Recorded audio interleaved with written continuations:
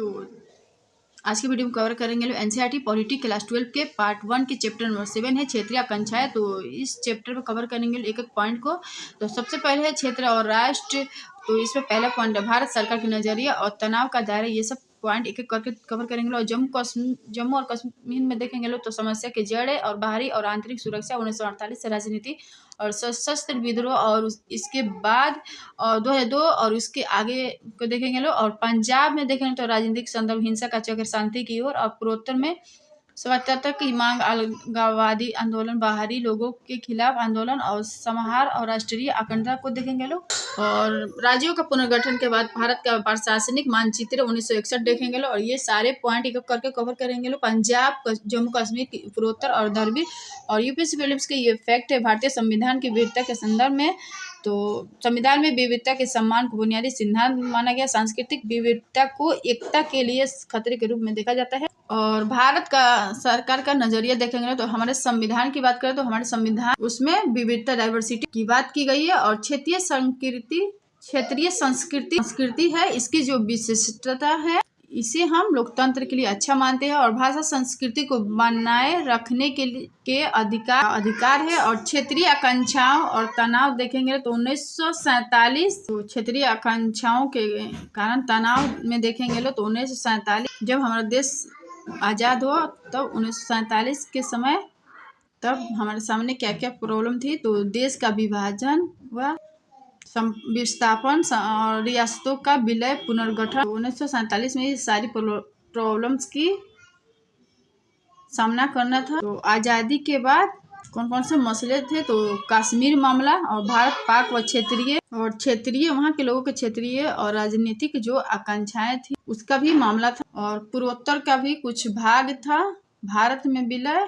तो पूर्वोत्तर का भी कुछ भाग था जो भारत में विलय होने से सहमत नहीं था। और दक्षिण में द्रविड़ आंदोलन की बात करेंगे। और अलगाववाद, जब कोई क्षेत्र या राज्य अलग प्रांत, तो अलगाववाद का मतलब है जब कोई क्षेत्र या राज्य अलग प्रांत या अलग राष्ट्र की मांग करे। और दूसरा पॉइंट है राजनीतिक रूप से पृथक।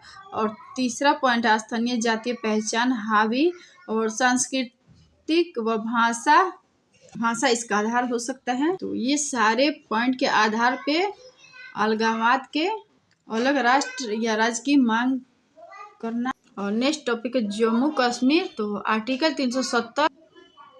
370 में विशेष राज्य का दर्जा जम्मू कश्मीर को दिया गया। और यहाँ पे देखेंगे लोग समस्या की जड़ कहाँ से थी और बाहरी और आंतरिक झगड़े और 1948 से राजनीति, सशस्त्र विद्रोह और उसके बाद 2002 के आगे। और जम्मू कश्मीर पुनर्गठन अधिनियम 2019 देखेंगे लोग। और 1947 महाराजा हरि सिंह और 1948 से 1974 शेख अब्दुल्ला और 1965 मोहम्मद सादिक और 1982 से 1987 फारूक अब्दुल्ला और 2002 से 2014 मुफ्ती अहमद और 2009 उमर अब्दुल्ला और 2016 महबूबा मुफ्ती। और ये कौन कौन सा सरकार रहा और सरकार के प्रमुख और ये सारे लिस्ट है। और जम्मू कश्मीर की समस्या देखेंगे तो सबसे पहले समस्या की बात करेंगे। तो जम्मू कश्मीर एक राजसी रियायत थी और राजा थे महाराजा हरि सिंह।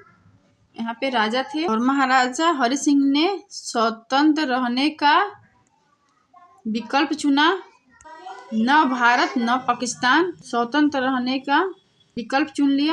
और पाकिस्तान के मानना था कि कश्मीर की आबादी मुसलमान है, इसलिए यह पाकिस्तान का हिस्सा है। लेकिन वहाँ के लोगों का ऐसा मानना नहीं था। जो कश्मीर के लोग थे, कश्मीर के स्थानीय लोग की पहचान थी कश्मीरी या कश्मीरियन। तो कश्मीर के जो स्थानीय लोग थे उनकी पहचान थे कश्मीरी या कश्मीरियन।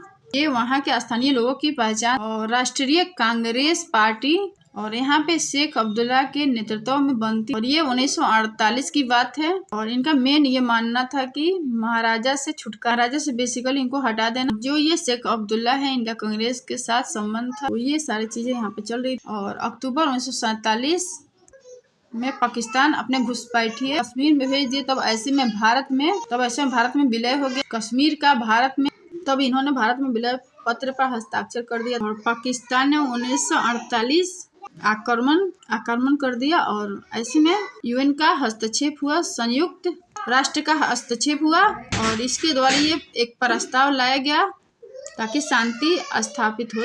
और जम्मू और कश्मीर मामले में संयुक्त राष्ट्र के 1948 प्रस्ताव में कौन सी बातें शामिल थी? तो पाकिस्तान अपने वे सभी नागरिक वापस बुलाए जो कश्मीर में घुस गए थे, और दूसरा पॉइंट है भारत धीरे धीरे अपनी फौज कम करे, और तीसरा है स्वतंत्र और निष्पक्ष तरीके से जनमत संग्रह कराया जाए। आंतरिक व बाहरी झगड़े देखेंगे लोग तो सबसे पहले इसमें देखेंगे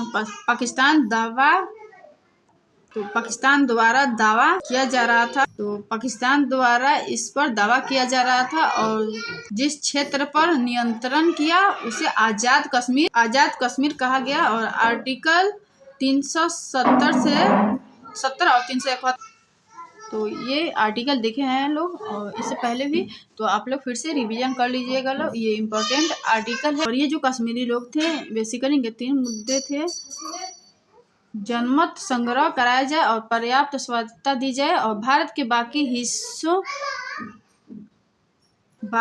की तरह लोकतंत्र नहीं है। ये वहाँ पे एक मुद्दा था, जम्मू कश्मीर में नहीं है। और नेक्स्ट है 1948 से राजनीति। तो शेख अब्दुल्ला जो है वो सीएम बने थे, पीएम ही बने थे। 48 से राजनीति। तो शेख अब्दुल्ला पीएम बने थे। शेख अब्दुल्ला की जब सरकार आई तो इनके द्वारा भूमि सुधार जैसे नीतियों को लागू किया। और शेख अब्दुल्ला के जल्द ही केंद्र के साथ मतभेद हुआ और 1953 से 1974 तक कांग्रेस की नीतियों का प्रभाव, तो केंद्र के साथ मतभेद हो गया तो इनके सरकार को हटा दिया गया। 1953 से 1974 तक कांग्रेस की नीतियों का प्रभाव जम्मू कश्मीर पर अच्छा खासा था। और 1965 में जम्मू कश्मीर का जो संविधान था, संविधान में परिवर्तन हुआ और इस परिवर्तन के कारण पीएम कहा जाता था वो अब सीएम हो गया। 1974 इंदिरा गांधी के समर्थन से शेख अब्दुल्ला की सरकार फिर से एक बार आ गई और 1977 में फिर से चुनाव हुए। तो 1977 में जम्मू कश्मीर में फिर से चुनाव और इसमें शेख अब्दुल्ला को फिर से बहुमत मिली। 1982 में शेख अब्दुल्ला की मृत्यु हो गई। और नेक्स्ट टॉपिक देखेंगे लोग सशस्त्र विधवा। उसके बाद तो 1987 में विधानसभा के चुनाव हुए और यहाँ पे फारूक अब्दुल्ला सीएम बनते हैं और ये फारूक अब्दुल्ला जीत जाते हैं। और 1989 यहाँ पे उग्रवादी आंदोलन शुरू हो गया। 1996 में तो अगले जो चुनाव 1996 में हुआ। और जम्मू और कश्मीर का पुनर्गठन अधिनियम 2019 के संबंध में तो जम्मू और कश्मीर केंद्र शासित प्रदेश को राष्ट्रपति किया जाएगा। इसके लिए राष्ट्रपति लेफ्टिनेंट गवर्नर नामक एक प्रशासक की नियुक्ति करेंगे और लद्दाख केंद्र शासित प्रदेश को राष्ट्रपति द्वारा प्रशासित किया जाएगा।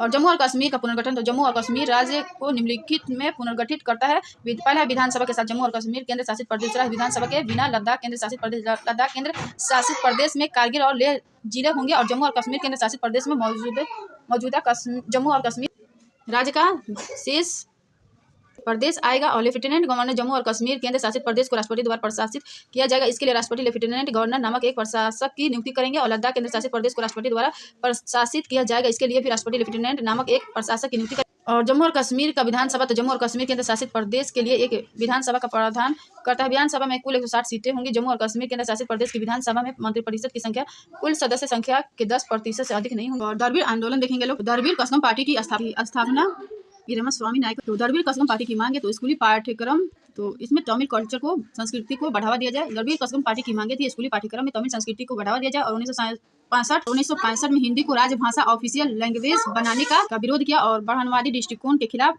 उत्तर का वर्चस्व खिलाफ थे ये पार्टी। तो ये पार्टी की अगर बात करें तो बढ़ानवादी दृष्टिकोण के खिलाफ, उत्तर का वर्चस्व के खिलाफ। और अकाली दल पंजाबी सूबा, तो अकाली दल में पंजाबी सूबा 1967 से 1977 में अकाली दल की सरकार बनी। और खालिस्तान की मांग स्वर्ण मंदिर, ऑपरेशन ब्लू स्टार और पीएम इंदिरा गांधी की हत्या और सिख समुदाय के प्रति हिंसा, राजीवगांधी लोंगोवाल समझौता और पंजाब समझौता। नेक्स्ट टॉपिक है पंजाब राजनीतिक संदर्भ। तो इसमें कुछ इंपॉर्टेंट पॉइंट है जो कवर करेंगे लोग। तो 1920 में अकाली दल का गठन किया गया और 1967 से 1977 में अकाली दल की सरकार बनी। और अकाली दल के द्वारा पंजाबी सूबा का गठन किया गया और पंजाबी सूबा में जो सिख है बहुसंख्यक वो एक साथ आ गए। और पंजाबी सूबा की स्थिति जो थी वो डबल कमजोर थी। और 1970 के दशक स्वतंत्रता की मांग की गई। 1970 के दशक में स्वतंत्रता की मांग बहुत जोर से उठी इस समय। और 1973 में आनंदपुर में एक सम्मेलन हुआ जिसे आनंदपुर साहिब प्रस्ताव कहा जाता है। और इसमें क्षेत्रीय स्वायत्तता की बात की कहा गया कि केंद्र और राज्य का संबंध फिर से रीडिफाइन किया जाए। केंद्र और राज्य संबंध को पुनर्परिभाषित किया और सिख वर्चस्व की बात की गई। और यहाँ पे कह सकते हैं कि अलग अलग सिख राष्ट्र बनाने की जो मांग है वो की गई यहाँ पे। और 1980 में अकाली दल की जो सरकार थी उन्हें बर्खास्त किया गया। और इसके बाद जो कुछ चरमपंथी थे उन्होंने किसकी मांग की, तो उन्होंने खालिस्तान की मांग की। और नरमपंथी अकाली दल जब सत्ता नरमपंथी अकालियों के हाथ से जब सत्ता व शक्ति इसका ट्रांसफर हुआ चरमपंथियों को ट्रांसफर हुआ। और तब सशस्त्र विद्रोह किया और जो खालिस्तान है इसकी मांग को बहुत तेज कर दिया। और स्वर्ण मंदिर गोल्डन टेम्पल इन चरमपंथियों ने क्या किया, इसको एक हथियारबंद किले के रूप में उग्रवादियों ने, इंदिरा गांधी सरकार ने उग्रवादियों की संज्ञा दे दी और उग्रवादियों ने एक हथियार किले बंद के रूप में तब्दील की। और ऐसे में आती है इंदिरा गांधी। और इंदिरा गांधी ने कहा, और इंदिरा गांधी ने यहाँ क्या किया, सैन्य कार्रवाई ऑपरेशन ब्लू स्टार की आदेश दे दी। वो सैन्य कार्रवाई को ऑपरेशन ब्लू स्टार, और ये सैन्य कार्रवाई के नाम दिया ऑपरेशन ब्लू स्टार। पंजाब शांति की ओर, तो पंजाब में शांति कैसे हुई, तो 1984 में राजीव गांधी प्रधानमंत्री बने और अकाली दल अध्यक्ष हरचंद सिंह लोंगोवाला, या इसे पंजाब समझौता भी कहा जाता है, और चंडीगढ़ पंजाब को दे दिया। और पंजाब हरियाणा सीमा विवाद था को सुलझाने की बात की और कहा गया कि इसके लिए आयोग बनाए। और पंजाब और हरियाणा के बीच में रावी ब्यास नदी जल विवाद था। और पूर्वोत्तर में देखेंगे तो स्वतंत्रता की मांग, तो यहाँ पर किस तरह से स्वतंत्रता की मांग उठी और अलगाववादी आंदोलन और बाहरी लोगों के खिलाफ आंदोलन। पूर्वोत्तर भारत को 7 बहनें कहा जाता है। और पूर्वोत्तर में अलगाववाद की भावना उठी और आर्थिक पिछड़ापन अलगाववाद के रीजन था। भारत के शेष हिस्सों से अलग थलग था और यहाँ के जो विकास था उस पर ध्यान नहीं दिया गया। और यहाँ पे शरणार्थी संकट बना, आर्थिक पिछड़ापन था, विकास नहीं। 1968 नागालैंड, और 1972 मणिपुर, त्रिपुरा, मेघालय, और 1975 सिक्किम, 1987 मिजोरम, अरुणाचल। उच्च न्यायालय के कुछ इंपॉर्टेंट फैक्ट देखेंगे लो, तो जम्मू और कश्मीर उच्च न्यायालय, लद्दाख तथा जम्मू और कश्मीर केंद्र शासित प्रदेशों का साझा उच्च न्यायालय होगा। और जम्मू और कश्मीर राज्य की विधान परिषद समाप्त हो जाएगी। विधान परिषद के भंग होने के साथ सभी लंबित बिल लैप्स जाए। तो ये पूर्ण राज्य का दर्जा दिया गया था। ये है 1968 में नागालैंड, और 1972 में मणिपुर, त्रिपुरा, मेघालय, और 1975 में सिक्किम, 1987 में मिजोरम, अरुणाचल प्रदेश। इसे पूर्ण राज्य का दर्जा दिया गया था, ये सारे पॉइंट को। और अलगाववादी आंदोलन देखेंगे लो, तो शुरुआत करेंगे मिजो पर्वतीय क्षेत्र, जो कि असम घाटी के भीतर एक स्वायत्त जिले की मांग करने। यहाँ पे मिजो नेशनल फ्रंट बनाया गया और लाल डेंगा के नेतृत्व में। और यहाँ पे जिस तरह की घटनाएं शुरू हुई वो सशस्त्र विद्रोह था और 1966 में लोगों के द्वारा शुरू किया गया था। भारत सेना द्वारा काबू, जब सशस्त्र विद्रोह हुआ तो भारत सेना द्वारा यहाँ पर काबू किया गया। और जब काबू किया गया तो यहाँ से अलगाववाद की भावना बढ़ गई। और 1986 राजीव गांधी लाल डेंगा इन दोनों के बीच में समझौता हुआ। 1986 में राजीव गांधी और लाल डेंगा के बीच में समझौता हुआ और मिजोरम को पूर्ण राज्य बनाया। मिजोरम को पूर्ण राज्य का दर्जा दिया गया। और नागालैंड 1951 नागालैंड खुद को स्वतंत्र घोषित कर रहा है। समाहार राष्ट्रीय अखंडता में देखेंगे लोग तो क्षेत्रीय आकांक्षाएं लोकतांत्रिक राजनीति का अभिन्न अंग है। और सत्ता की साझेदारी का महत्व समझना और सम्मान, आर्थिक विकास, असमानता को कम करना और क्षेत्रीय आकांक्षाओं को दबाने की जगह लोकतांत्रिक बातचीत का तरीका हो। समाहार और राष्ट्रीय अखंडता, तो ये सारे चैप्टर पढ़ने के बाद हमें ये शिक्षा मिलती है। तो ये सारे चारों पॉइंट आएंगे। क्षेत्रीय आकांक्षाएं लोकतांत्रिक राजनीति का अभिन्न अंग है। सत्ता की साझेदारी का महत्व समझना और सम्मान, आर्थिक विकास, असमानता को कम करना, क्षेत्रीय आकांक्षाओं को दबाने की जगह लोकतांत्रिक बातचीत का तरीका हो। तो समाहार राष्ट्रीय आंदोलन, तो इस चैप्टर से हमें ये सीख मिलती है। तो चैप्टर एनसीईआरटी पॉलिटिक्स के लास्ट 12 के पार्ट 1 के चैप्टर नंबर 8 है। ये पार्ट 1 के लास्ट चैप्टर है, भारतीय राजनीति नए बदलाव। तो इस चैप्टर में कौन कौन से टॉपिक को कवर करेंगे लोग, 1990 का दशक और गठबंधन का युग में कांग्रेस का पतन और गठबंधन की राजनीति को देखेंगे लोग, और अन्य पिछड़ा वर्ग का राजनीतिक उद्देश्य और सांप्रदायिकता, धर्मनिरपेक्षता और लोकतंत्र, और लास्ट में एक नई सहमति का उद्देश्य देखेंगे लोग। तो 1990 का दशक देखेंगे लोग, और इसमें 5 ऐसे बदलाव जो भारतीय राजनीति को काफी प्रभावित किया। तो पहला इसमें पॉइंट है 1989 चुनाव कांग्रेस। तो 1989 में जो चुनाव हुए और इसमें जो ये कांग्रेस है वो हार जाती है। और 1989 में इसे 157 सीटें मिली थी। और इसमें पहला बदलाव ये कहा जाता है कि कांग्रेस प्रणाली समाप्त हुई। और दूसरा मुद्दा है मंडल मुद्दा। तो मंडल मुद्दा था ओबीसी रिजर्वेशन को लेकर के, ओबीसी के आरक्षण को लेकर के मंडल मुद्दा था। तो ये जो मंडल मुद्दा था इसके पक्ष और विपक्ष को लेकर के जो लड़ाई चल रही थी उससे ही मंडल मुद्दा कह दिया गया। और 1999 में 1990 में राष्ट्रीय, तो 1990 में सरकार बनी थी गठबंधन के और राष्ट्रीय मोर्चे के, यहाँ पे सरकार बनी और मंडल आयोग के सिफारिशों को लागू कर दिया। तो 1991 के एलपीजी इकोनॉमिक रिफॉर्म्स इस वक्त हुए थे, एलपीजी रिफॉर्म। तो यहाँ पे जो आर्थिक नीतियों में बदलाव हुए उसे आर्थिक सुधार कहा गया। ये तीसरा मुद्दा चल रहा था और 2 मुद्दे और है। एक है चौथा अयोध्या विवाद। अयोध्या विवाद इसलिए कहा जाता है कि जो एक विवादास्पद मस्जिद बाबरी मस्जिद के नाम से जाना जाता था और बाबरी मस्जिद यहीं पर स्थित है। और जब बाबरी मस्जिद का विध्वंस हुआ, गिराया गया, तो और जो ये मुद्दा वहाँ पे चालू हुआ तो हिंदू मुस्लिम हिंसा शुरू हो जाता है। और दिसंबर 1992 के बाद से ही राष्ट्रवाद और धर्मनिरपेक्षता जो ये बहस है वो शुरू हो गई। और इस समय के एक और घटना देखें तो भाजपा का उदय और हिंदुत्व की राजनीति। तो इस समय की राजनीति थी भाजपा का उदय और हिंदुत्व की राजनीति। और 5वां है 1991 के, तो एक और इस समय की घटना थी 1991 की राजीव गांधी की हत्याकांड। और फिर से 1991 में चुनाव कराए गए और कांग्रेस फिर बहुमत में आ गई और पीएम नरसिम्हा राव, तो यहाँ पे पीएम बने नरसिम्हा राव। और नेक्स्ट टॉपिक देख लेंगे गठबंधन का युग में कांग्रेस के पतन में देखेंगे लोग। तो पहला पॉइंट है 1960 के एक छत्र साम्राज्य था। तो 1960 एक छत्र साम्राज्य था। और दूसरा पॉइंट 1989 के बाद दलीय व्यवस्था शुरू हो गई थी, डेट मीन्स गठबंधन। और तीसरा पॉइंट है इंदिरा जी के नेतृत्व में कांग्रेस काफी जीती। और चौथा पॉइंट है 1990 के दशक कांग्रेस को चुनौती मिली। और छठा पॉइंट है 1989 से 2014 तक बहुदलीय व्यवस्था चली और केंद्र में 11 सरकारें बनी। और नेक्स्ट पॉइंट देखेंगे लोग गठबंधन की राजनीति। तो 1990 का जो दशक था, इस वक्त के सरकारों ने क्या किया, तो दलित पिछड़ा वर्ग की नुमाइंदगी की। और 1996 के देखेंगे लोग तो संयुक्त मोर्चे, तो 1996 में संयुक्त मोर्चे की सरकार आई थी कांग्रेस के समर्थन से। और 1998 में राष्ट्रीय मोर्चे की सरकार आती है। और यहाँ पे भाजपा व जो वामपंथी थे उन्होंने समर्थन दिए। तो भाजपा का उदय देखेंगे लोग, तो अगर बीजेपी की बात करें तो भाजपा का उदय 1991 से 1996, तो 1991 से 1996 तक ये ऐसा दौर था जिस समय भाजपा अपने स्थिति मजबूत कर रही। और 1996 के जो चुनाव था सबसे बड़ी पार्टी बनी और भाजपा ने एक गठबंधन बनाया। और भाजपा ने जो गठबंधन बनाया उसका नाम रखा राष्ट्रीय जनतांत्रिक राजग गठबंधन, एनडीए, नेशनल डेमोक्रेटिक अलायंस, इसके नाम रखे। और 1998 से लेकर 1999 तक के जून तक सरकार बने। और उसके बाद से जो चुनाव हुए अक्टूबर 99 में दोबारा सरकार बनी। इन दोनों ही सरकारों में जो पीएम बने वो वाजपेयी जी रहे, जो पीएम रहे वो अटल बिहारी वाजपेयी जी थे। और अन्य पिछड़ा वर्ग का राजनीतिक उदय में देखेंगे लोग ओबीसी के लेकर के, तो अदर बैकवर्ड क्लास कहते हैं ओबीसी को। ये बेसिकली सामाजिक व शैक्षणिक पिछड़ापन था, इसे दूर करने के लिए एक आयोग बनाया गया था जिसे मंडल आयोग कहा जाता है। 1980 में ओबीसी मंडल आयोग का गठन। और यहाँ पे मंडल आयोग के द्वारा ये सिफारिश की गई कि 27% आरक्षण वो है दिया जाए, 27% आरक्षण शिक्षा व रोजगार में दिया जाए।